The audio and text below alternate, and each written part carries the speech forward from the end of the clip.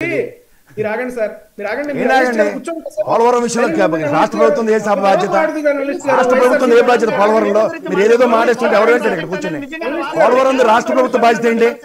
కేంద్ర ప్రభుత్వం బోలాది శాతం ప్రాజెక్టు ఇది కూడా తెలియకుండా బయటకు వస్తే ఎలాగండి?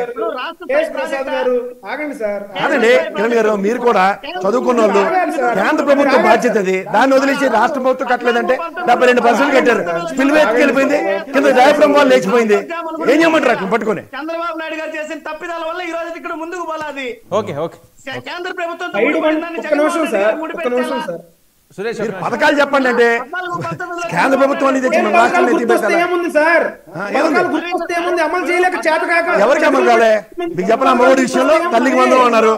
13,500 కోట్లు కావాలి. బడ్జెట్ లో కేవలం 7,000 కోట్లు ఇచ్చారు. ఇంకా 5,000 కోట్లు కావాలా? ఎన్ని చెప్పమంటారు?